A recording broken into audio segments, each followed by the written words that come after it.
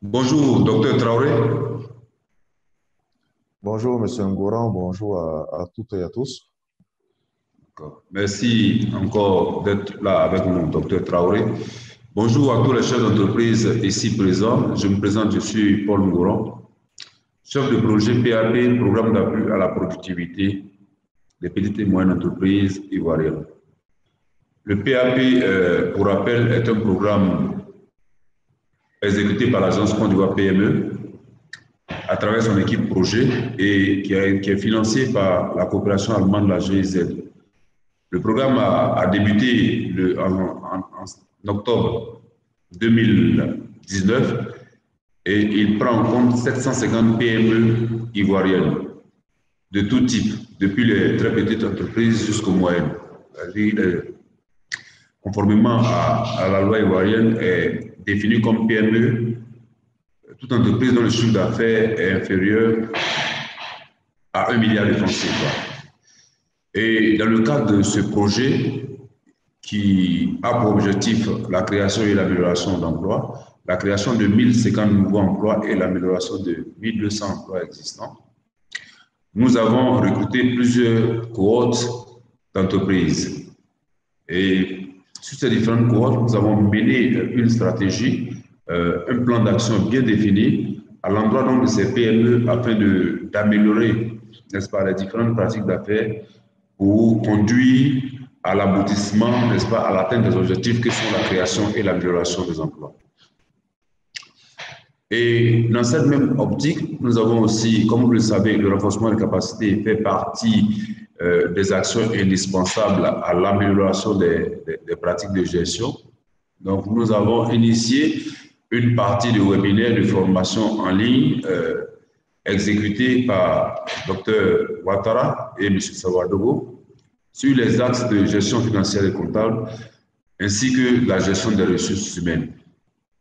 Je voulais dire, pour rappel aussi aux chefs d'entreprise ici présents, que relativement à des informations que j'ai données lors de nos dernières sessions, en plus des formations que Dr Traoré et M. Savadogo font, n'est-ce pas, à l'endroit des bénéficiaires que vous êtes, il y a aussi des actions qui sont menées par des chefs d'entreprise, par des spécialistes, excusez-moi, par des spécialistes dans vos différentes entreprises. Et ces différents spécialistes sont donc en mission depuis près d'un mois chez vous en entreprise pour essayer de vous aider à implémenter des outils de gestion en RH et en gestion financière et comptable qui sont liés aux cours, aux formations déjà dispensées par docteur ici présent ainsi que M. Patrice Savadogo. Et aussi, dans l'optique d'améliorer les indicateurs du projet et puis aussi de faciliter, n'est-ce pas, la gestion de nos différentes entreprises, des propositions de stagiaires sont faites afin de voir comment est-ce qu'avec peu de ressources, vous pouvez être satisfait dans une certaine mesure en matière de ressources humaines pour aider à booster, n'est-ce pas, votre productivité. Donc, ce matin, nous avons un thème assez alléchant avec le docteur Traoré, qui est la culture de la performance dans le contexte africain des PME. Et pour ce faire, je vais laisser la parole tout à l'heure à Dr Traoré, n'est-ce pas, pour qu'il puisse dérouler sa formation et à la suite, avec l'aide de nos collègues de la communication, vous pourrez interagir, histoire de poser des questions, donner des avis afin de mieux comprendre la totalité du contenu de cette formation. Dr Traoré, il est consultant en organisation, il est un de nos experts de l'agence Côte d'Ivoire PME. Il est avec nous depuis un bon moment. Certainement que certains d'entre vous le connaissent déjà, donc n'hésitez pas à poser toutes vos préoccupations à la fin de sa présentation afin de pouvoir prendre en compte ces préoccupations et vous apporter les éclaircissements possibles sur les zones qui pourraient être des zones d'ombre éventuellement. Merci encore, docteur Traoré. Je vous passe la parole et puis à tout à l'heure. Merci. Merci beaucoup, Monsieur Ngouran.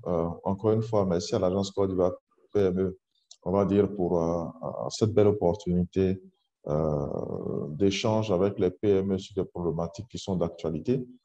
D'autant plus que la préoccupation majeure des PME reste de rester performants, de faire du résultat et donc de pouvoir soutenir leur business. Et donc, l'ensemble des formations qu'on a depuis le début de ce projet avec les PME, c'est surtout pour partager avec elles notre expérience et puis, on va dire, nos outils éventuellement pour améliorer la productivité, pour améliorer la gestion en interne. Donc, tout au long des séances qu'on a eues, on a beaucoup parlé de pratiques de gestion des ressources humaines. Et aujourd'hui, on va regarder ensemble, c'est plutôt un échange que je vais faire avec vous, partager ma vision et éventuellement certains processus ou étapes sur la mise en œuvre d'une culture de la performance dans un contexte des PME africaines. Aujourd'hui, le débat qu'on a dans la sphère du management, c'est vraiment de se poser la question de savoir est-ce qu'il existe un management africain typique qui pourrait dissocier éventuellement du management, on va dire, moderne ou occidental. Et dans les différentes discussions qu'il y a deux positions qui se dégagent en général qui disent que, l'une qui dit qu'il n'existe pas de management typiquement africain parce que les managers africains ont tendance à copier les modèles dans le système occidental ou appris des modèles appris dans leur formation, qui sont des formations, on va dire, calquées sur le modèle beaucoup plus plutôt nordique, donc on va dire occidental, Europe et États-Unis. Alors qu'il y a certains qui vendent l'objet selon lequel il y a un management africain qui tire sa source de notre culture, qui tire sa source de nos valeurs, qui tire sa source de nos personnalités. Et cette tendance est défendue beaucoup plus par des pionniers en termes de management supérieur, comme on a eu le cas avec feu Marcel Zadi Kessi, qui a même écrit un livre sur la culture africaine et les méthodes de gestion qui ont été repris un peu aujourd'hui par le DRH central d'ACE également sur ces pratiques-là.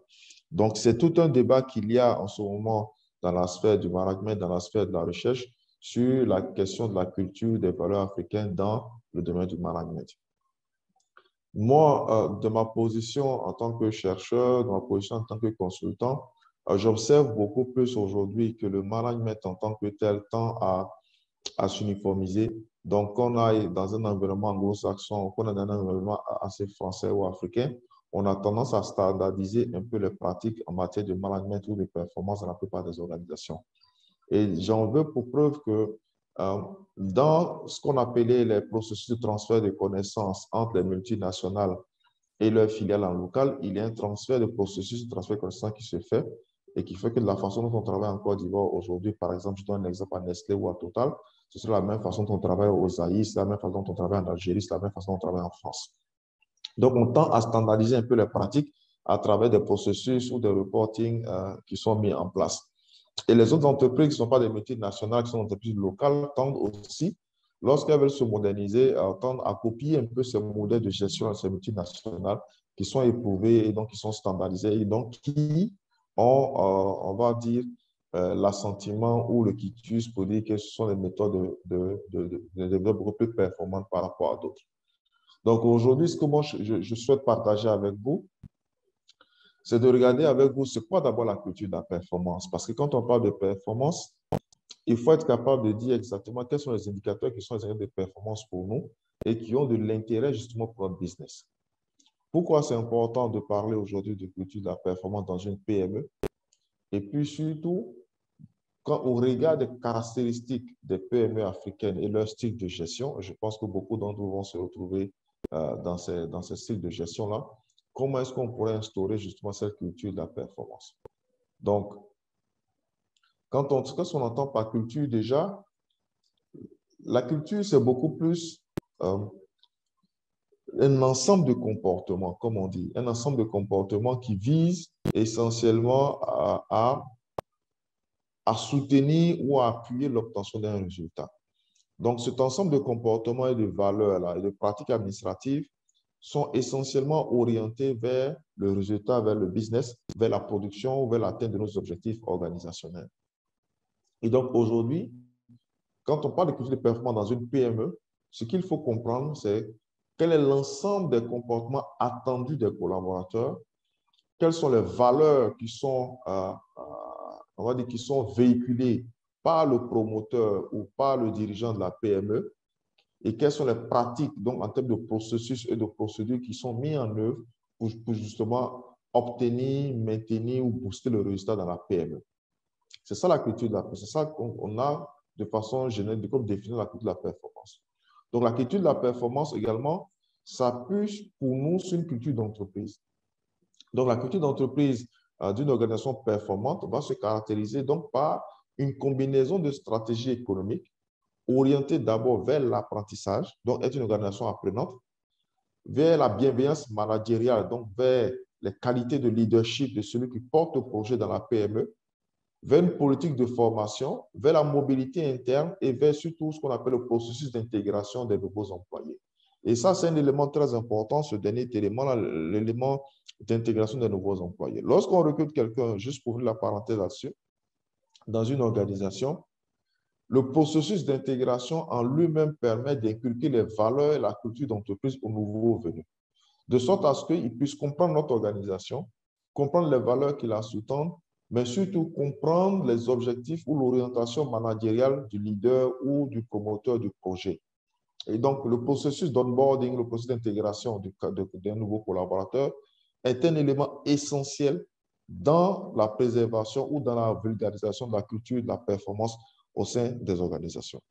Donc, ce qu'il faut retenir, encore une fois, la culture de la performance ici, ça va être l'ensemble des comportements, des valeurs attendues, des valeurs, on va dire, défendues par le leader et des processus et procédures administratives mis en place au sein de notre organisation qui permettent justement de booster ou de soutenir le résultat ou d'atteindre l'atteinte des objectifs. Et donc, dans cette organisation ou dans cette culture de la performance-là, il faut vraiment mettre l'accent sur tout ce qui est lié à l'apprentissage, à la formation, au management du leader et surtout au processus d'intégration qui permet d'inculquer aux nouveaux venus la façon de travailler, la façon de se comporter et les valeurs de notre organisation. En général, lorsqu'on parle de performance, vous allez voir que la plupart des PME ou des leaders ou des managers vont mettre l'accent sur la performance économique. Or, la performance en elle-même n'est pas seulement liée à l'aspect économique. Il y a plusieurs éléments de performance qu'on va avoir à l'intérieur et dont l'entreprise ou la PME va essayer de voir quel est l'élément le plus important, mais quel est l'élément prioritaire par rapport aux autres dans l'atteinte de ces objectifs. Donc, on a trois types de performance en général dans nos organisations qui se structurent comme telles. On a ce qu'on appelle la performance organisationnelle. Donc, est-ce que notre PME, est-ce qu'elle est rentable financièrement? Est-ce qu'elle est compétitive dans le secteur? Est-ce que ceux qui ont décidé de mettre leur argent dedans, qui sont les associés en général de la PME, est-ce qu'ils sont satisfaits? Donc ici, on est vraiment beaucoup plus orienté vers tout ce qui est lié avec à la performance financière de notre organisation. Donc, il y a des ratios, notamment les ratios liés à votre trésorerie, les ratios liés à vos fonds propres, les ratios liés à vos capitaux, les ratios liés, on va dire, à tout ce qui est lié à la part de marché que vous allez gagner dans votre secteur d'activité. Donc, il y a certains qui vont mesurer la performance de leur organisation en se disant, cette année 2021 ou cette année 2020 passée, on a été capable de faire un chiffre d'affaires de 2 milliards avec un bénéfice net de 500 millions. On a gagné 2% de part de marché. On a pu distribuer des dividendes aux associés à hauteur de tel nombre de millions. Donc, eux, ils vont se limiter là en parlant de la performance de leur PME ou de l'organisation. Il y a un deuxième niveau de performance qui est la performance sociale. Donc, qui est lié en fait ici à ceux qui permettent justement d'assurer ou de soutenir la production. Donc, on a la mobilisation du personnel, on a le moral du personnel, on a le rendement du personnel, donc tout ce qui est lié au turnover, on a le développement du personnel. Donc, on va se dire, est-ce qu'en plus de la performance financière de notre organisation, il y a d'autres indicateurs qu'on pourrait regarder qui vont également venir juger notre performance et donc qui peuvent être des performances liées à la gestion de notre personnel. Comment est-ce que notre personnel se sent dans l'atteinte de nos objectifs? Est-ce que c'est des gens qu'on a forcés pour qu'ils puissent produire? Est-ce que c'est des gens qui étaient motivés, engagés par eux-mêmes pour travailler pour nous et donc pour produire de façon volontaire et autonome? Est-ce qu'il n'y a pas assez de conflits? Est-ce qu'on a eu 10 000 grèves dans notre organisation avant de pouvoir avoir ce résultat? Ça peut être quand même un indicateur de performance sociale. Est-ce qu'on a pu faire toutes les formations cette année pour nos collaborateurs? est-ce que le turnover, donc le taux de démission ou de départ de notre organisation, est-ce qu'il n'est pas trop élevé? Parce qu'il est vrai qu'on a peut-être pu atteindre la performance financière, mais on a eu un taux de démission très élevé parce que le contexte ou l'environnement en interne n'était pas bon. Donc, c'est comme si on a pu obtenir le résultat financier, mais on l'a obtenu au forceps. Est-ce que c'est ça qu'on recherche forcément, être une organisation uniquement centrée sur les chiffres et non sur la personne? Ensuite, le troisième niveau de performance qu'on a, c'est les performances économiques. Donc, l'économie en termes de ressources, c'est vrai qu'on a produit beaucoup, mais est-ce qu'on était efficient? Est-ce qu'on a produit à moins de coûts? Est-ce que les dépenses de frais généraux qu'on a mis dedans, est-ce que c'était vraiment ce qu'il fallait? Parce que ça ne sert à rien d'utiliser beaucoup de ressources et d'avoir un petit résultat. C'est vrai que le salaire est positif, mais l'efficience n'y est pas. Donc, tous ces éléments-là sont des niveaux de performance que les PME doivent se poser pour dire quel est le type de performance que moi je vais atteindre dans mon organisation, quel est le type de performance sur lequel je mets la priorité, même si les autres elles sont secondaires, et puis comment est-ce que je me démène, comment est-ce que je travaille pour pouvoir mettre en place justement, c'est pour pouvoir atteindre ce type de performance-là.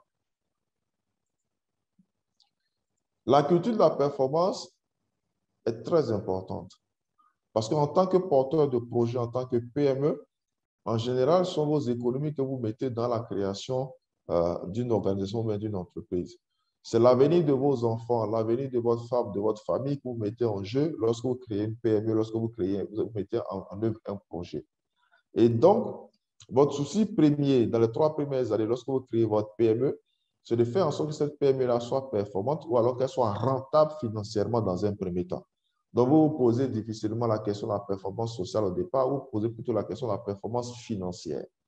Donc, déjà, dès le départ, lorsqu'on crée sa PME, on a le souci de la performance, même si on n'a pas encore une bonne idée de quel niveau de performance on aura dans les 3 premières années. Donc, la culture de la performance ici va venir vous aider justement à fédérer vos collaborateurs autour de valeurs communes et de contrebalancer justement la tendance un peu individualiste qu'on a aujourd'hui dans nos organisations. Ça veut dire quoi concrètement? Ça veut dire qu'il faut faire en sorte que les collaborateurs, quand ils viennent dans votre organisation, dans votre PME, n'aient pas que le souci du salaire. Lorsque vous avez un collaborateur qui est chez vous, qui n'a que le souci du salaire, c'est-à-dire qu'il se préoccupe que du salaire qu'il reçoit à la fin du mois, il ne partage pas les mêmes valeurs que vous. Il a une valeur qui est plutôt individualiste, donc il ne pense à lui, sans forcément penser à la synergie de votre organisation. Ça veut dire quoi? Ça veut dire que si vous avez quelqu'un qui travaille chez vous, si lui il atteint ses objectifs, il ne se préoccupe pas de savoir si ses collaborateurs, mais ses autres collègues ont atteint leurs objectifs. Et au-delà, est-ce que l'organisation la permet d'atteindre son objectif? Donc, dans un système de récompense, de bonus, par exemple, où on fait un système, on va dire, on met en place un processus d'évaluation de la performance, ce collaborateur-là, parce que lui, il atteint ses objectifs, va réclamer un bonus, alors que la PME ou l'organisation n'a pas eu un résultat escompté. Donc, on est en ce moment-là dans une tendance hyper individualiste, et donc il n'est pas forcément intéressant, qui ne joue pas forcément en faveur de l'instauration d'une culture de la performance.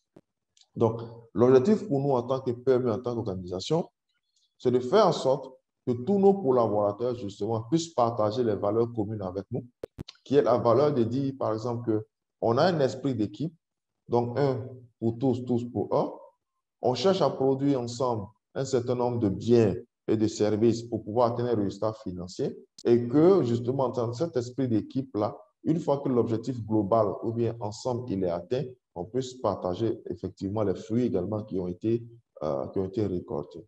Donc, l'un des éléments les plus importants dans la culture de la performance, c'est de faire en sorte qu'on puisse fédérer les collaborateurs autour d'une valeur d'ensemble, valeur commune, et qu'on puisse justement réduire cette tendance à penser qu'à soi, à être individualiste dans l'atteinte des objectifs de votre organisation.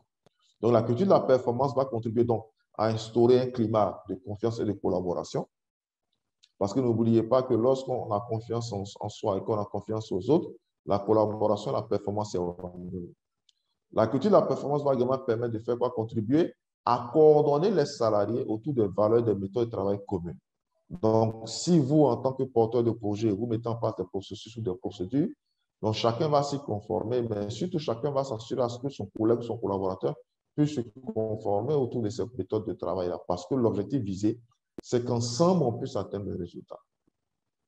Le troisième élément qui fonde la nécessité d'avoir une culture de la performance dans les PME, dans les organisations, c'est que ça permet d'optimiser la communication et la fluidité de l'information pour un fonctionnement plus efficace. Lorsqu'on est tous mobilisés autour de valeurs communes, lorsqu'on est tous orientés vers un seul objectif et qu'on crée la synergie d'action avec l'ensemble des collaborateurs, les échanges d'informations, la communication est beaucoup plus fluide. Donc, c'est ce qui permet justement de rendre le processus de production beaucoup plus efficace. Et le dernier élément que je pourrais ajouter ici, c'est que lorsque tout ça se fait, la culture de la performance permet justement de soutenir l'orientation au résultat. Par tout ce qu'on fait, instaurer un climat de confiance et de collaboration, coordonner les salariés autour des valeurs des méthodes de travail, améliorer la communication, la fluidité de l'information, tout ça doit concourir à la fin à quoi? À ce que votre PME puisse atteindre son résultat. Donc, vous voyez que dans la culture de la performance, l'accent reste mis centré sur l'homme. Parce que c'est l'homme qui est le moteur de la culture de la performance. Ce n'est pas d'abord les process, ce n'est pas d'abord votre capital, c'est d'abord l'homme. Et donc, l'homme reste l'élément important sur lequel il faut travailler pour pouvoir non seulement instaurer une culture de la performance, mais pour surtout soutenir le résultat en fin de compte. Et je voudrais partager aussi quelques indicateurs liés à la performance pour que on puisse chacun à son niveau, au niveau des PME choisir, ou alors se mettre à faire une autocritique pour voir quelle est la performance qu'on a aujourd'hui, quels sont les indicateurs de performance sur lesquels on voudrait travailler pour les années à venir, justement pour soutenir la culture de la performance ou la performance constante et continue au sein de notre organisation. Lorsqu'on prend par l'axe financier, en général, les indicateurs qu'on retient lorsqu'on parle de performance, c'est l'accroissement du chiffre d'affaires. On dira, oui, on a fait un chiffre d'affaires de 15 milliards, un chiffre d'affaires de 15 millions, et puis on est content. Il y a la réduction également des coûts et l'amélioration de la productivité, donc pas d'efficience ici.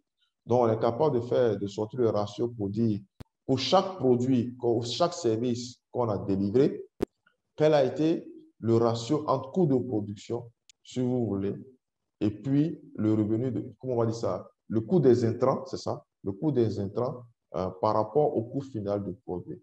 Le ratio va être plus, on arrive à améliorer, à réduire justement les intrants, les coûts des intrants, et qu'on arrive à maintenir le même, le même coût de revient du produit à la fin, du moins le même coût de vente du moins du produit à la fin, on augmente la marge.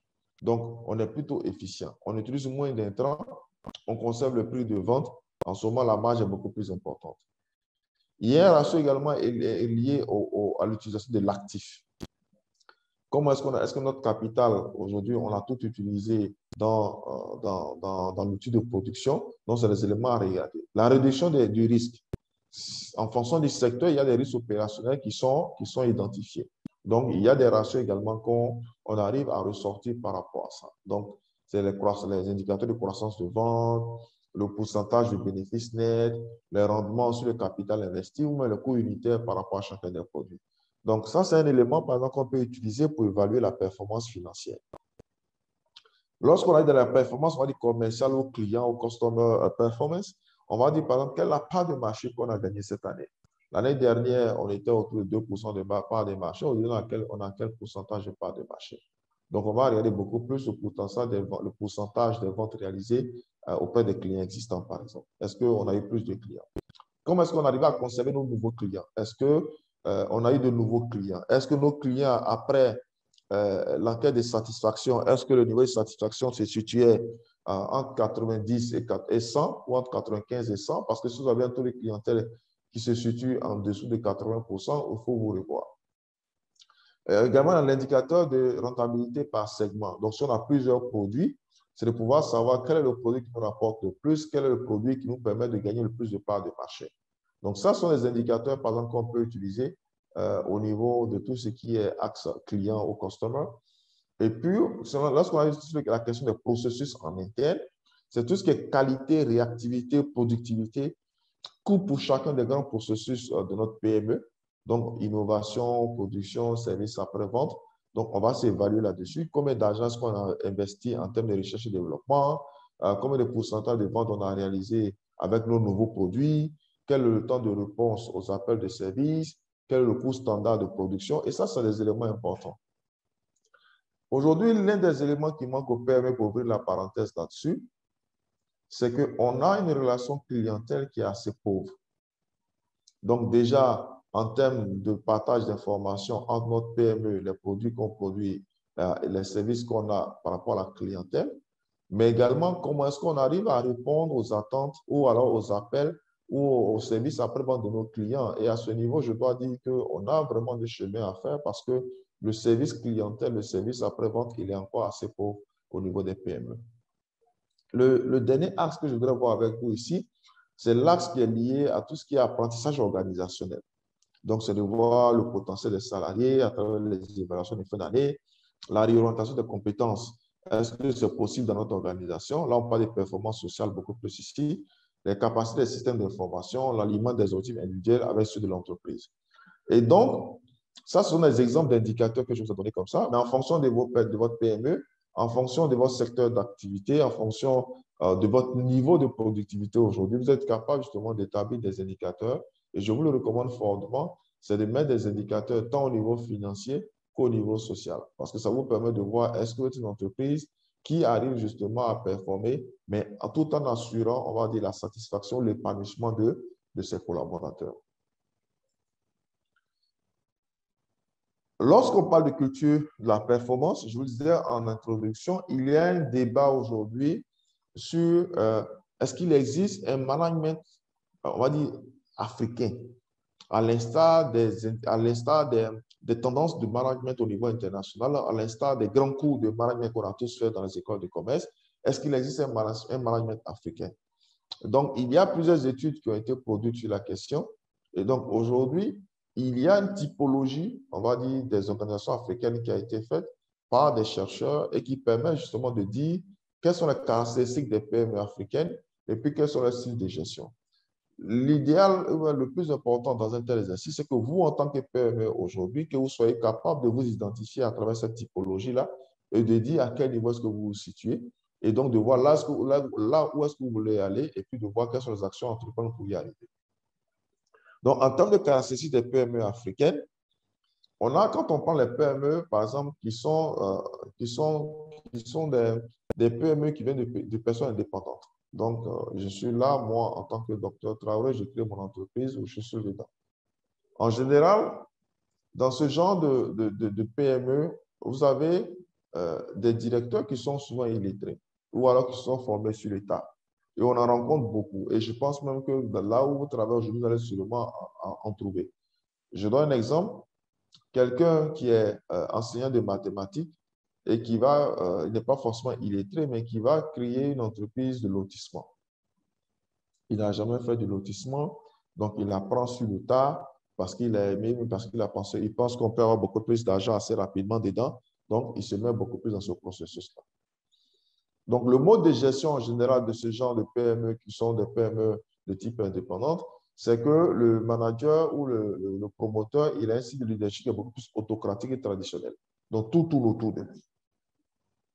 C'est lui qui dit quoi faire, c'est lui qui discute avec les clients, c'est lui qui discute avec la banque. En tout cas, c'est lui qui est au centre de tout. Donc, en termes de cadre de gestion, ici, c'est pratiquement inexistant. Donc, dans le système traditionnel, un membre de la famille conseille ou influence souvent ce directeur-là dans ses prises de décision. Et les prises de décision vraiment sont assez, on va dire, approximatives. Elles sont prises sur la base de la caisse, des perspectives de récupérer son argent ou de gagner gros rapidement. Et donc, ce qui fait qu'en termes de méthodologie de travail, en termes de processus, on est vraiment à zéro. Parce que ici, le directeur ou le promoteur est l'élément central de la gestion. Ensuite, on arrive à des entreprises de PME de type beaucoup plus artisanal. Donc ici, on a plutôt les dirigeants ou les managers ont une formation technique professionnelle ou alors ils ont appris le métier sur le tas. Là encore, le style de gestion est beaucoup plus, on va dire, traditionnel et autocratique parce que l'ensemble des décisions, on va dire, sont prises par le dirigeant sur la base des besoins de sa production ou de son flair du marché. En général, les cadres qui sont employés dans ce genre d'entreprise sont des diplômés, des techniciens qui occupent essentiellement des fonctions de production. Donc, ça, c'est le deuxième type de PME qu'on retrouve. Le troisième type de PME qu'on a, ce qu'on appelle des petites entreprises. En général, le dirigeant a une formation professionnelle ou alors il a appris sur le tas. Il y a toujours un système de management de type traditionnel où les principales décisions sont prises par l'entrepreneur lui-même. Les décisions techniques courantes sont prises par le chef d'atelier, mais sanctionnées toujours par, on va dire, le veto du directeur. Ici, on a des cas de gestion qui sont beaucoup plus des techniciens.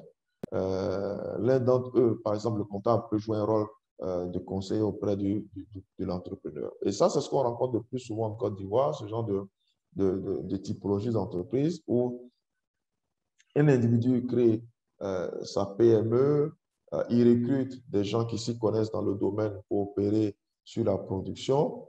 Et puis, tout ce qui est décision en ce qui concerne la signature des chèques ou financiers, c'est lui qui les prend. Mais lorsqu'il y a des décisions sur la production, il laisse la latitude à son chef d'atelier ou à son responsable technique de la prendre. Mais bien sûr, c'est lui qui valide en dernière position. Et dans ce genre de PME-là, les comptables jouent un rôle important parce que ce qui est important pour le promoteur, c'est de voir est-ce qu'il gagne de l'argent ou pas. Et le dernier type de PME qu'on a, c'est les moyennes entreprises, où, on va dire, le promoteur, l'entrepreneur, en général, a une formation supérieure, donc de type DET ou ingénieur. Ici, le site de gestion commence maintenant à se moderniser un peu plus, donc on est de moins en moins dans le traditionnel. La structure des problèmes sont beaucoup plus complexes ici à résoudre, donc impose un degré de participation plus ou moins important des autres cadres de gestion. On est de plus en plus nombreux ici. On parle de PME qui dépassent près de 50 personnes. Et donc, il y a une complexité dans l'activité, une complexité dans la prise de décision en raison de la croissance, bien sûr, de la PME. Les comptables, les agents commerciaux jouent un rôle important parce que non seulement les agents commerciaux ont un rapport de business, mais le comptable s'assure justement que tout ce qui est recouvrement ou tout ce qui est efficience budgétaire puisse être réalisé. Donc, en général, en début d'organisation, on clarifie les rôles et les responsabilités de chacun des membres de notre organisation. Ici, ce qu'il faut noter en termes de prise de décision, c'est que la décision finale est prise par l'entrepreneur, mais il demande souvent l'avis de ses cadres, de ses techniciens, pour s'assurer justement que la décision qui va être prise est conforme aux bonnes pratiques et qui cela lui permet toujours de conserver un niveau de performance ou d'atteindre des résultats dans son organisation. Donc, voilà un peu ce que moi, je peux ressortir dans la littérature sur les caractéristiques des PME africaines et de leur style de gestion. Donc, on peut voir qu'en termes de style de gestion, dans la plupart des PME en Afrique ou en Côte d'Ivoire de façon particulière, on n'a pas encore un système organisationnel qui est stable et qui est solide. On a encore la présence, on va dire, des entrepreneurs qui est omniprésente sur l'organisation, où les décisions sont vraiment centralisées, où ce qui importe le plus ici, c'est la performance financière et moins les performances sociales. Parce que ce qu'on veut, c'est qu'on puisse gagner de l'argent rapidement, ou alors le plus important pour nous, c'est de ne pas en perdre pour ne pas avoir fermé notre business. Et donc, on n'est pas encore ici dans la prospective, on n'est pas encore dans la stratégie, on n'est pas encore dans une vision ou une culture de performance alignée sur les standards internationaux. On est beaucoup plus dans le day-to-day ici, et puis on est beaucoup plus dans la performance immédiate que sur la performance à long terme.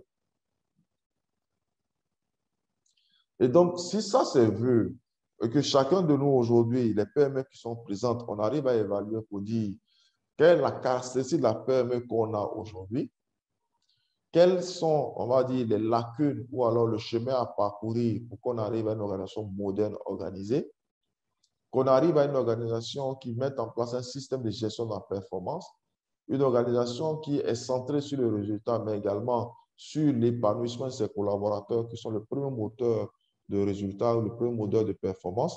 En ce moment-là, on commence à travailler sur notre culture de la performance. Et la culture de la performance, ici, on le rappelle encore, c'est un ensemble de comportements attendus, de valeurs vulgarisées, orientées vers l'atteinte des résultats. Et donc, sur cette question spécifique, sur comment instaurer la culture de la performance, je le rappelle et j'insiste, la culture de la performance est centrée sur les individus et sur les processus. Donc, l'idéal, ce serait d'investir dans ses employés. Donc, d'investir ou alors de demander à ses employés ou de leur faire, de les engager ou alors de les amener à considérer leur travail comme une mission dans laquelle justement ils tirent la fierté. Ça veut dire que le collaborateur n'est plus vu ici comme une simple ressource de travail, mais il est vu comme un élément, un maillon essentiel dans notre organisation qui nous permet d'atteindre la performance. Donc, le personnel est performant parce qu'il est fier de ce que représente l'entreprise pour lui. Il est fier parce qu'il sent que son travail contribue à l'atteinte des résultats. Donc, cette stratégie-là nécessite que l'on construise une image d'entreprise forte et que l'on informe en permanence le personnel des priorités de notre organisation. Cet élément est un élément très important. Combien de PME en début d'année ou de façon périodique par trimestre informent les collaborateurs des performances ou des priorités de l'entreprise, du niveau d'objectifs attendus et des niveaux de réalisation de ces objectifs-là à court, à moyen ou à long terme dans un exercice donné. Ça, c'est un élément important. On ne peut pas demander à des collaborateurs de se sentir engagés dans notre organisation lorsque les collaborateurs ne savent même pas quelles sont nos priorités, mais quels sont nos objectifs pour l'année à venir ou pour les 3 prochaines années. Donc, si on veut justement instaurer la culture de la performance, l'un des éléments prioritaires, c'est de partager avec nos collaborateurs les priorités de notre organisation pour qu'eux, ils s'approprient ces priorités-là et qu'ils s'investissent dans une mission de réalisation de ces priorités. Le deuxième élément, c'est mettre en place un système de valorisation des performances individuelles. Ça signifie quoi? Ça signifie qu'il faut impliquer les employés dans la définition des procédures et des objectifs et communiquer les performances de façon transparente. Concrètement, ça veut dire quoi? Ça veut dire que lorsqu'en début d'année, vous qui êtes une PME, vous devez mettre en place un système d'évaluation de la performance. Donc, de définir les objectifs pour chacun de vos collaborateurs en vous basant sur vos objectifs que vous vous êtes fixés pour l'année. Cet objectif défini-là, vous allez les signer avec vos collaborateurs sous forme de contrat d'objectifs. Donc, il vous permet d'échanger avec les collaborateurs pour dire, voilà le niveau de performance que moi j'entends de toi cette année. Quels sont les moyens que tu voudrais, mais que tu estimes qu'on devrait mettre à ta disposition pour atteindre ces résultats? Vous signez le contrat d'objectifs et vous faites des évaluations périodiques. Lorsque le collaborateur également atteint les performances ou qu'il atteint les résultats, il faut pouvoir communiquer là-dessus. Donc, être capable justement de pouvoir relever cette performance-là, on va dire, avec le collaborateur individuellement, mais également avec les autres collègues, pour qu'on sache que lorsque la performance est réalisée, lorsque la performance individuelle contribue aux objectifs organisationnels, qu'on est capable de le reconnaître et qu'on est capable de le récompenser. Il faut développer l'esprit d'entreprise. Ça signifie quoi? Ça signifie qu'il faut motiver les employés qui ont un profil d'entrepreneur. Donc, des gens qui ont un goût pour le pouvoir, pour la gestion, qui également sont capables de travailler en autonomie. Ça, c'est important. Souvent, dans nos collaborateurs, on a tendance à mal voir ceux qui prennent de la place, ceux qui sont autonomes, ceux qui prennent des initiatives, parce qu'on a l'impression qu'ils empiètent sur notre autorité. Alors qu'à la vérité, il faut encourager. Tant que la prise d'initiative, tant que l'autonomie respecte les process en interne et que cela n'a pas un impact négatif sur le business, il faut plutôt prendre sur soi en tant que manager d'entreprise ce genre de collaborateurs et puis justement les encourager à pouvoir performer. Parce que qu'est-ce qui se passe? Ce genre de collaborateurs, ils prennent votre PME, votre entreprise comme la leur. Ils s'investissent corps et âme dans l'atteinte de vos objectifs. Ils se prennent à la limite, comme on dit, comme des petits patrons. Mais tant que cela permet justement de servir l'esprit d'équipe, de servir la performance, il faut que vous, en tant qu'entrepreneur, puissiez soutenir ce genre de démarche. Ça va permettre de pouvoir favoriser l'épanouissement personnel. Donc, cette haute voie s'adresse à des gens qui recherchent une valorisation individuelle et un équilibre, on va dire, personnel dans le travail. Et ça nécessite de reconnaître les valeurs personnelles des collaborateurs, de les motiver en mettant en avant du moins les valeurs et la mission de l'entreprise. Donc, ça, c'est important. Et puis, le dernier élément, c'est vraiment de mettre en place un système de reconnaissance et de récompense. Donc, on peut motiver le personnel en encourageant systématiquement les employés grâce à la mise en place d'une véritable culture de récompense. Il ne faut pas seulement dire aux collaborateurs, merci, tu as bien travaillé, il faut continuer. Non. À la fin de la journée, qu'est-ce qu'ils gagnent? Le net in pocket. Ça, c'est très important. Donc, à la fois, quand on demande aux collaborateurs, on leur fixe des objectifs, qu'on leur demande de travailler en fonction de nos valeurs, de nos procédures, de nos processus. Lorsque ces résultats-là sont atteints et qu'on a reconnu le travail des collaborateurs devant les autres et devant lui-même, il faut penser à pouvoir récompenser cela avec pas seulement toujours de l'argent. On peut faire des bonus sur le chiffre d'affaires, c'est important, mais il y a des éléments simples. Je vais vous donner un exemple.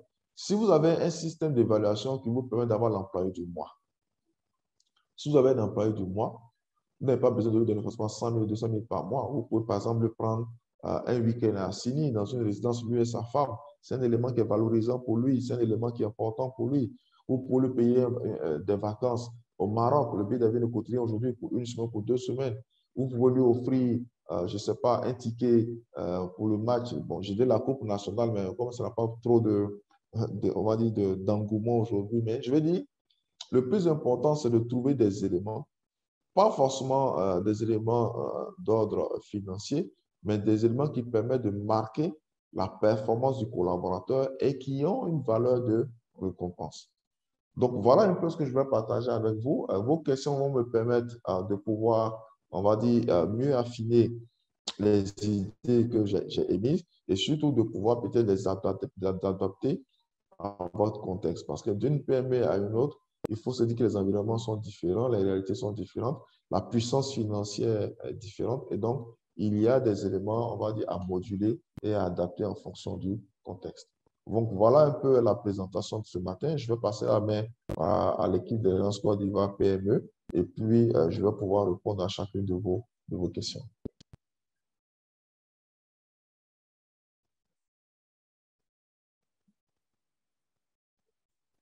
Merci, merci docteur.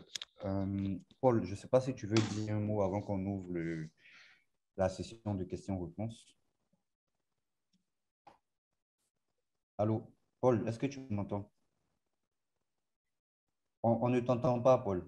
Je pense que tu parles, mais qu'on ne t'entend pas.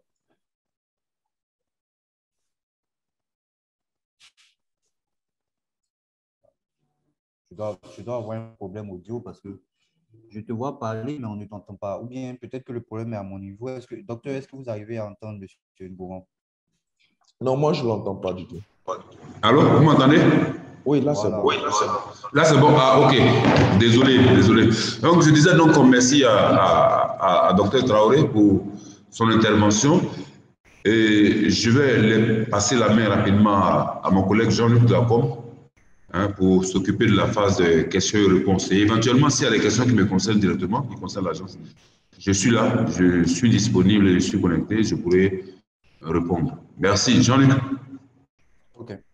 Alors, pour ceux qui souhaitent poser des questions, vous avez deux options. L'option du chat, c'est donc vous pouvez nous écrire, on lira la question au docteur Ahmed Traoré. Ou bien vous pouvez lever la main. Pour lever la main, vous avez le petit icône en bas de votre écran. Vous pouvez cliquer là-dessus. Nous, on aura la notification. On vous passera la parole. Vous aurez la possibilité de parler directement aux panélistes. Voilà. Alors, je lis la question, docteur, je lis la question de M. Naounou Mathias, qui a manqué le début. Il a seulement pris le webinaire à partir du chapitre 2. Donc, il voudrait que vous repreniez le début jusqu'au 2, du début jusqu'au 2, si ce n'est pas trop long, bien sûr, en attendant d'avoir les autres questions.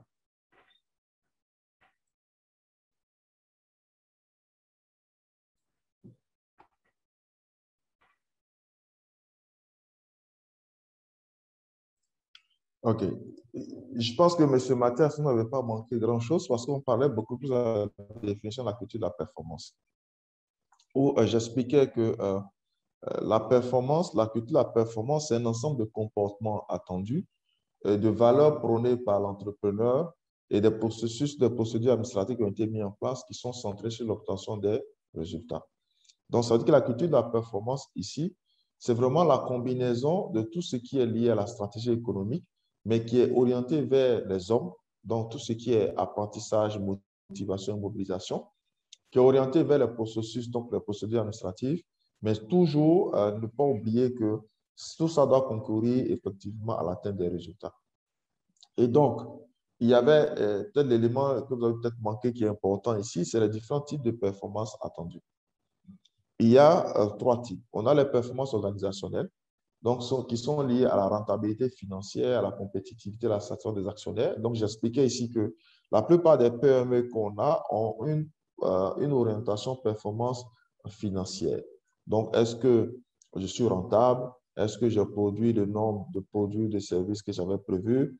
est-ce que moi, en tant qu'entrepreneur, j'ai pu dégager un petit bénéfice pour moi, ou alors est-ce que j'ai pu redistribuer un peu de dividendes pour mes associés. Et en général, la plupart des entreprises, qu'elles soient PME ou grandes, se limitent à ce niveau de performance organisationnelle. Alors qu'il y a des éléments à prendre en compte qui, justement, sous-tendent la performance financière, ce qui est la performance sociale. Donc, c'est de voir, est-ce que mes collaborateurs étaient mobilisés cette année? Est-ce que le moral des collaborateurs était haut? Il y a des indicateurs en général. Si vous avez un taux d'absentéisme qui est assez élevé, c'est un indicateur. Si vous avez un turnover, donc le taux de départ des personnels, donc soit par démission, soit par abandon de poste qui est élevé, c'est un indicateur. Si vous avez des soucis au niveau de la performance de vos collaborateurs parce qu'ils ne connaissent pas le métier ou alors qu'ils fassent de mauvaise foi parce qu'ils ont la formation, donc vous avez un peu de développement du personnel. Donc, ces indicateurs qui sont liés à la gestion des ressources humaines permettent de savoir à la fin si vous avez une performance sociale satisfaisante. Parce que si vous avez une performance financière qui est bonne, et beaucoup d'entreprises en Côte d'Ivoire, de grandes entreprises, ont des performances financières qui sont, on va dire, qui sont bonnes, mais lorsque vous prenez les performances sociales, c'est vraiment catastrophique. Sur les entreprises, il y a beaucoup de grèves où l'insatisfaction du personnel est vraiment élevée. Donc, on a l'impression, par exemple, qu'on force les gens à atteindre le résultat. Dans ces entreprises où les gens y vont essentiellement pour leur salaire, mais il n'y a aucun engagement, il n'y a aucun sentiment d'appartenance vis-à-vis de l'entreprise. Et puis, il y a le troisième type qui est la performance économique, où vraiment là, on est vraiment dans la recherche de l'efficience pour savoir est-ce qu'on a pu économiser des ressources, est-ce que les frais généraux, est-ce que c'était bon, est-ce qu'en termes de coûts d'intrants, de matières premières dans la production, on était efficient, ce genre de choses. Donc, voilà un peu ce qu'on a dit sur, on va dire, sur la première partie.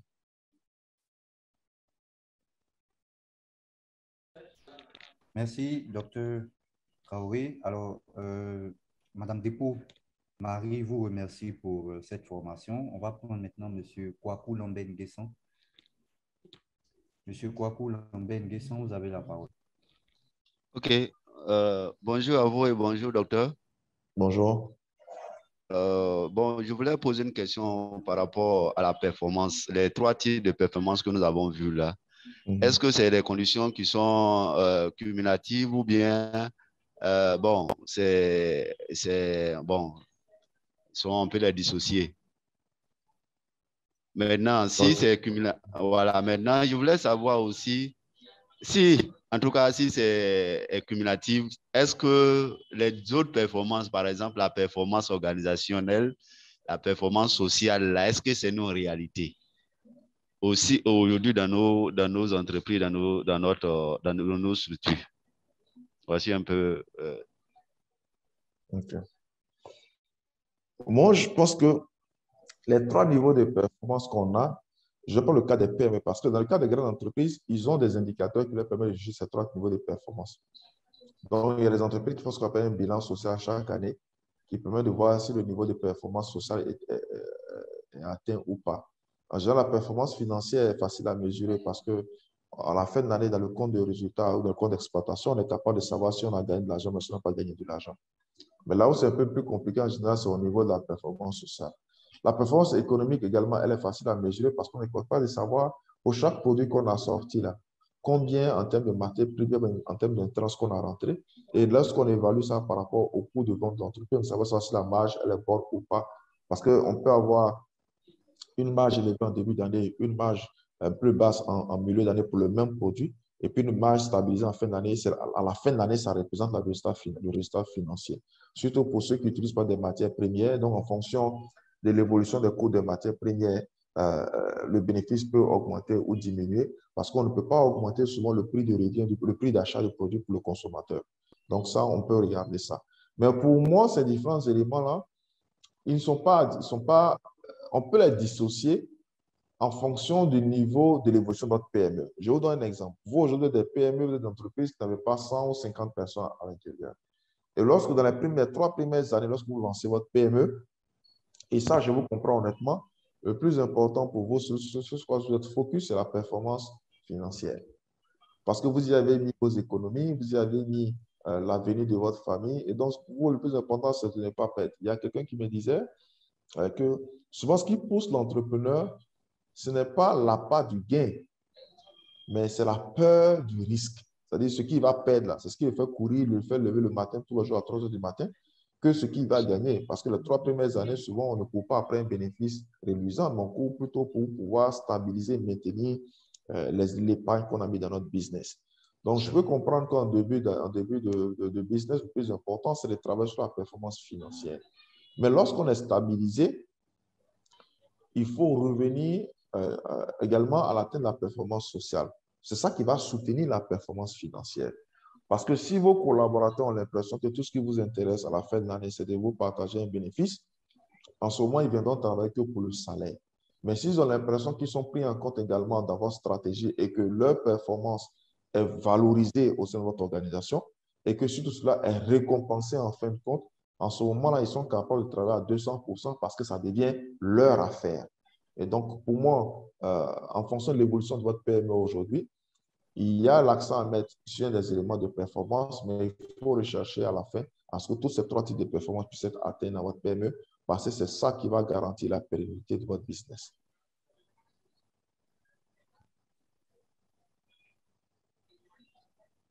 D'accord. Merci, docteur. OK. Merci, M. Kwaku Lambert. Merci, docteur. On va prendre maintenant M. Kofi Michel Yao. M. Kofi Michel Yao, vous avez la parole. Voilà. Bonjour tout le monde. Allô, M. Kofi, est-ce que vous nous entendez? Oui, je vous entends très bien. Est-ce que vous m'entendez? Oui, on vous entend.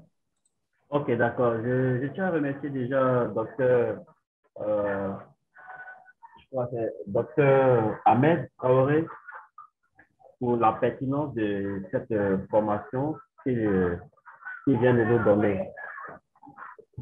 Mon problème se situe au niveau surtout du nombre de personnes, du nombre de participants.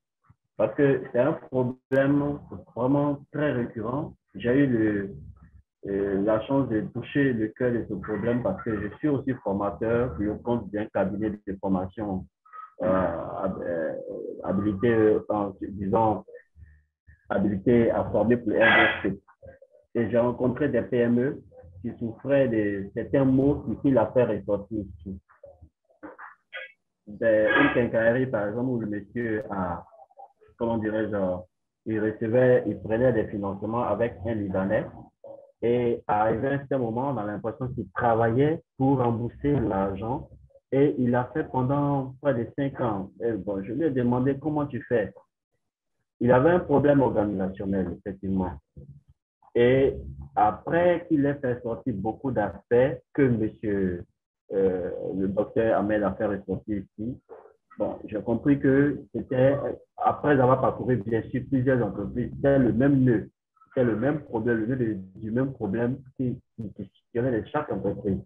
Alors, la pertinence de cette formation est d'autant plus forte qu'il est important de voir dans quelle mesure faire en sorte qu'un maximum de PME puissent participer pour comprendre et trouver une solution à leurs différents problèmes. Moi, c'est un peu, là se situe mon petit problème. Comment faire en sorte que cela soit vulgarisé à une très grande échelle pour que, comment dirais-je, beaucoup puissent trouver une solution à son problème. Au niveau de la performance en interne, au niveau managériel en interne, voilà un peu mon souci. Je vous remercie.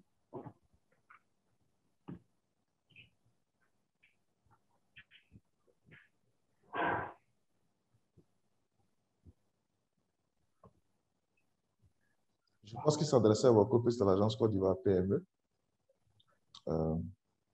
sur son intervention. Oui, je pense effectivement. Voilà. Donc, je pense que peut-être Jean-Luc ou Paul peut-être pourraient réagir sur ça. Oui, Jean-Luc, je ne sais pas si tu peux me résumer un peu. J'étais en communication avec un des directeurs là. Sur un truc. Donc, si tu peux me résumer un peu rapidement ce qu'il a dit, sa pensée, pour que je puisse répondre, bien sûr, il y a les éléments de réponse aussi. Oh, je pense que M. Kofi est toujours en ligne. Donc, oui, M. Kofi. Oui. M. Kofi.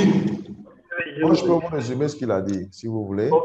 Oui, vous pouvez reprendre, s'il vous plaît. J'étais un peu près sur chose. D'accord. Je disais que Oui. la pertinence de cette formation est extrêmement forte qu'il serait intéressant qu'un grand nombre de PME puissent y participer. Je vous dis un peu le canal par lequel j'ai pu m'inscrire pour participer. J'ai reçu un mail. J'ai reçu un mail et bon, voilà, j'ai validé l'inscription pour que je puisse avoir l'accès à cette formation. Mais je ne pense pas que beaucoup de personnes aient pu voir ce lien, avoir ce mail pour pouvoir participer. Or, c'est un élément très important pour toutes les PME. La pertinence est assez forte. Donc, il est important qu'une grande partie des PME, je ne pense pas que tout le monde puisse participer, mais une grande partie puisse vraiment être touchée par cette formation qui peut aider un tant soit peu chaque PME à augmenter ses performances. Je voulais, sinon, au niveau du docteur, vraiment tout a été bien pour moi, personnellement. Je vous remercie. D'accord, monsieur Kofi, monsieur Yao Kofi Michel. Merci bien, merci pour votre intervention et vos observations. Je vous ai dit en réalité, je vous remercie de bien comprendre comme ça. En fait, c'est ce que nous essayons de faire au quotidien. L'Agence Côte d'Ivoire PME, à travers ses différents projets qu'il exécute, qu'il met en œuvre, sous la coordination principale de monsieur le directeur général, c'est ça en fait, c'est amener les chefs d'entreprise, n'est-ce pas, à améliorer leur conduite au plan de la gestion de leurs activités, afin d'améliorer ainsi leur performance et leur productivité. Et donc le choix est fait sur, le choix des consultants, donc des experts, est fait sur une base d'évaluation je veux dire, assez poussée, assez transparente et assez pertinente pour pouvoir ressortir des experts comme le docteur Traoré pour parler avec vous. Et aussi, je voulais rassurer M. Kofi que nous faisons l'effort, mais vous voyez, les chefs d'entreprise, c'est un peu ça la difficulté. En fait, le monsieur, bon, il est là, il a d'autres rendez-vous, il n'a pas le temps. Et comme les PME se résument généralement à 1, 2, 3 ou 4 personnes, dès que cette personne-là qui doit être l'internaute, l'interlocuteur, a un problème de disponibilité, du coup, ça biaise le nombre de participants. Sinon, cette formation, elle est dédiée aux PME bénéficiaires des quotes 1 et 2. Et les quotes 1 et 2 font 500 dirigeants d'entreprise. Mais là, vous allez voir, on est à peine, si vous voyez bien, à peine à une trentaine. Alors que le mailing a été envoyé par M. Kwasi, même qui est en ligne, un de nos responsables de la communication, Jean-Luc, qui essaie de coordonner les questions-réponses. Donc, M. Yao, soyez rassurés, c'est ce que nous allons le faire, tant bien que mal. Mais si vous pouvez aussi à votre niveau, dans votre cercle de chefs d'entreprise, aider même à cette sensibilisation, afin que les gens ils voient véritablement un intérêt assez particulier, comme vous le dites, pour se connecter. Nous, on est là pour vous, les projets sont là pour vous. Une des difficultés d'accès au financement des PME, c'est que les PME ne sont pas bien organisées, elles ne sont pas bien structurées, elles fonctionnent un peu de façon, je n'ai pas envie de dire de façon incorrecte, mais elles fonctionnent un peu comme ça. Elles naviguent à vue. Et donc, on essaie d'amener des spécialistes, des connaisseurs, des experts pour les redresser, les accompagner. Et je le disais d'emblée, que je le disais au début de mes propos, qu'en même temps que le docteur Traoré André fait ça, peut-être que certains parmi vous le diront, témoigneront, il y a des gens qui sont sur le terrain, qui sont en train d'essayer de travailler avec vous. Donc, c'est un peu la contribution que je voulais. Voilà. Donc, M. Kofi, il n'y a pas de problème, M. Kofi. Soyez. Bon, merci beaucoup. Merci beaucoup. Et pour ma part, je ferai ce que Jean-Luc. je peux. Merci. Oui, merci, M. Kofi. Merci, Paul. Madame Dépôt nous signifie dans le chat que cette formation touche directement le mal de sa PME. Elle demande également s'il est possible à l'agence Côte d'Ivoire PME d'envoyer la formation par mail. Paul, je pense que ça, c'est plus au niveau de ton équipe. Oui, oui, au niveau de l'équipe projet, tout à l'heure, à la fin de la formation, d'ici la fin de la journée ou plus tard, demain, vous aurez tous ceux qui ont participé, tous ceux qui ont participé sur la base donc, de la liste que la communication va sortir, on va partager le support. Il n'y a pas de problème à ce niveau. Merci. Merci, Paul. Alors, on n'a pas d'autres questions pour le moment. On va se donner quelques minutes. Paul, est-ce que au niveau du timing, on a jusqu'à quelle heure? Je pense objectivement que, honnêtement, dans le temps, s'il n'y a pas trop de questions, ça veut dire que le docteur Traoré a été suffisamment clair. Et donc, on va se donner encore 5 minutes. S'il n'y a pas de réaction, on va libérer les chefs d'entreprise pour que chacun puisse vaquer à ses occupations. Donc, on va se donner jusqu'à 45 Jean-Luc, s'il n'y a pas de questions, de choses. D'accord, c'est noté.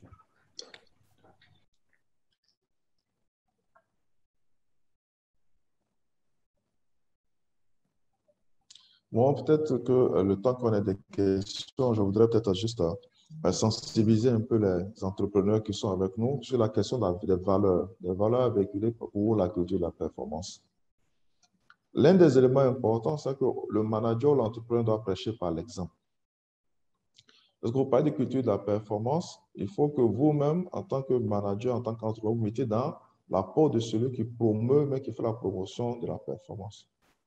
Si on parle de performance financière, par exemple, en même temps que vous demandez à vos collaborateurs de travailler dur pour produire, il faut que vous, les dépenses que vous effectuez qui ne sont pas des dépenses au niveau de l'entreprise, qui sont des dépenses personnelles, que ces dépenses-là ne viennent pas annihiler les efforts de vos collaborateurs. Parce que les collaborateurs, ils voient, ils se parlent et ils sont capables de faire le lien entre la façon dont vous vivez et la façon et l'argent que l'entreprise gagne.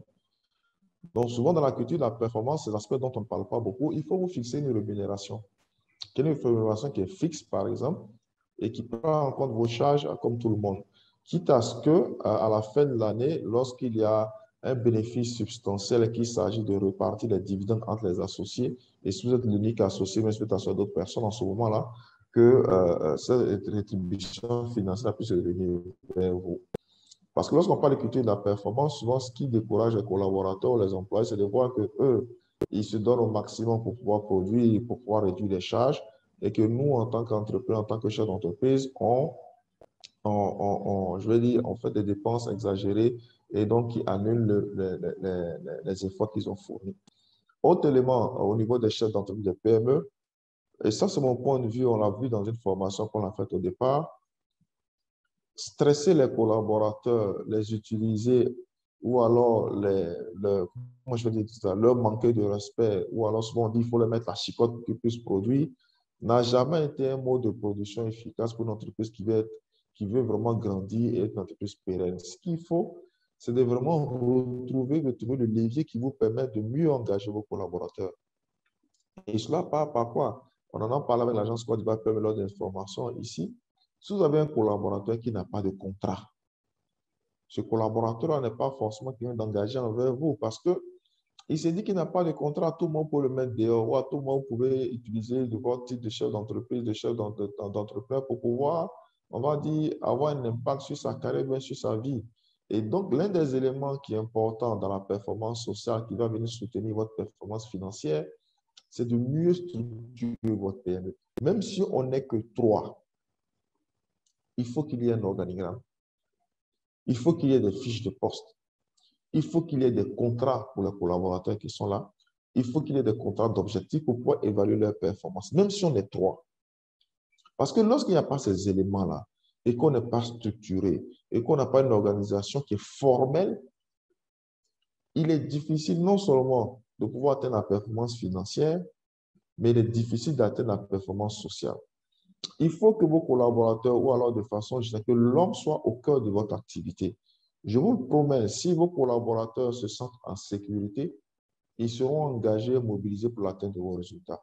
Mais si vos collaborateurs se sentent en insécurité, parce que non seulement ils n'ont pas les documents formels, mais vous passez tout votre temps à leur mettre la pression, à les insulter ou à avoir un style de management très autocratique, même s'ils ont des idées innovatrices qui peuvent vous aider à booster votre business, ils vont se taire là-dessus.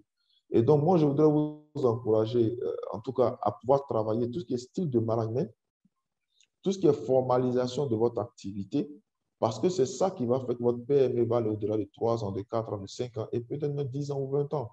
Mais si vous restez dans l'informel, que vous ne structurez pas les choses, vous n'avez pas de procédure, vous n'avez pas de comptant d'objectifs, on ne sait même pas combien on a produit parce que vous cachez l'information, parce que vous estimez que s'ils savent, ils vont devoir les augmenter. Non. Le plus important pour vous, c'est que vos collaborateurs aient le sentiment que votre entreprise est la leur. Et donc, à partir de cet instant-là, ils sont capables de se lever à 4 heures du matin parce qu'ils estiment que si ça marche, comme on dit dans le jargon ivoirien, pour eux aussi va sortir. Il ne faudrait pas que ce soit toujours pour vous qui va sortir. Non, il faut que ce soit qu'on ait l'impression que nous tous va sortir si ça marche. C'est ça la culture de la performance. Et donc, quand on fixe un objectif, par exemple, on dit cette année dans ma PME, on parle de quincaillerie, on dit bon, cette année-là, on va faire en sorte que l'année dernière, on a vendu pour 10 millions. Cette année, il faut qu'on vende pour 20 millions. Mais il faut le dire à tout le monde. Il faut le communiquer aux collaborateurs pour dire cette année, on veut réaliser 20 millions. Mais si on réalise 20 millions, là, chacun de vous va avoir au moins un mois de salaire ou bien demi-mois de salaire. Quand on fait ça et que chaque mois, on fait le suivi pour dire ce mois-ci, on avait prévu de réaliser 2 millions, on a réalisé 2 millions 5, les gens sont contents parce qu'ils savent qu'à la fin de l'année, leur bonus va sortir. Mais on ne sait pas comment on réalise par mois. On ne sait pas comment on va réaliser à la fin de l'année. Mais on voit que le patron lui grossit la chaîne de la Range Rover. Donc, du coup, dans la tête des collaborateurs, il y a ce sentiment-là qu'ils travaillent pour enrichir qu'une seule personne. Même si c'est normal que c'est votre affaire, il faut que les collaborateurs sentent qu'eux aussi, c'est leur affaire et qu'ils sont capables d'en tirer à un moment donné, franchement, des bénéfices, une récompense qui leur permet eux aussi de se développer personnellement et de pouvoir développer votre famille.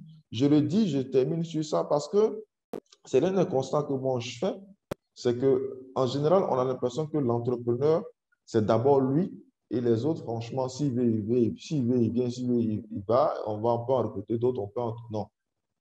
Il faut que les collaborateurs aient l'impression qu'ils sont chacun à leur niveau. Ils sont des éléments qui contribuent à votre performance. Parce que si eux, ils sont satisfaits, si eux, ils sont performants, de facto, vous êtes performant, votre rentabilité financière au rendez-vous et la satisfaction de vos collaborateurs également au rendez-vous. Donc, je voudrais vraiment terminer sur ça pour dire qu'il faut vraiment améliorer votre organisation, il faut améliorer votre style de gestion et je pense que vous devrez des organisations assez performantes. Merci, docteur Traoré. Paul, avant de te passer la parole, le docteur a dit quelque chose d'intéressant. Il a mentionné qu'il y a eu plusieurs formations avant celle-là. Donc, pour tous ceux qui ont manqué ces formations, je mets un lien en ce moment dans le chat qui vous permet de revoir tous les webinaires précédents avec les documents support que vous pourrez télécharger également, qui sont sur la page.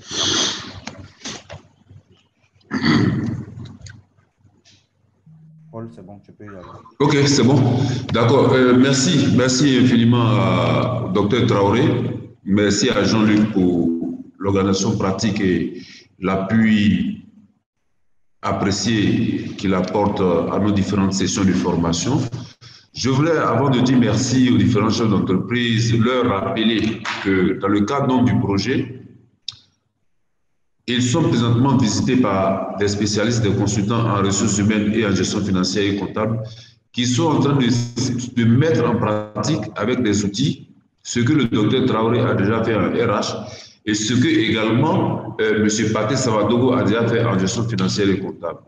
L'objectif, je me le répète, c'est de permettre, comme le docteur vient de le dire, de permettre à chacun d'améliorer ses manières de faire afin de pouvoir booster sa croissance, sa productivité et donc améliorer ses différents ratios. Le docteur l'a dit, nous on le dit aussi d'une certaine manière, et il y a une manière d'impliquer les collaborateurs, les employés, afin de leur permettre de suivre vraiment la vision définie par le chef d'entreprise en termes d'objectifs à atteindre et ainsi de suite.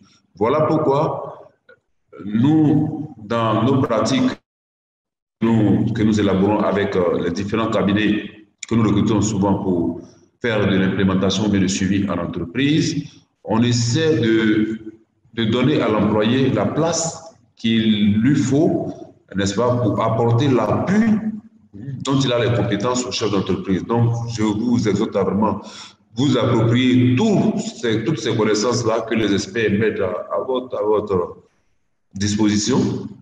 Jean-Luc l'a dit, dans le chat, il a partagé un lien, téléchargez les vidéos, les supports, et puis essayez de vous les approprier. Je voudrais donc, à ce niveau de mon propos, vous remercier très sincèrement, chers chefs d'entreprise, au nom de monsieur le directeur général, monsieur Salimou Bamba, et de l'équipe projet du programme d'appui à la productivité. Nous sommes là, nous sommes à votre disposition. Agence Côte d'Ivoire PME, accompagner l'avenir.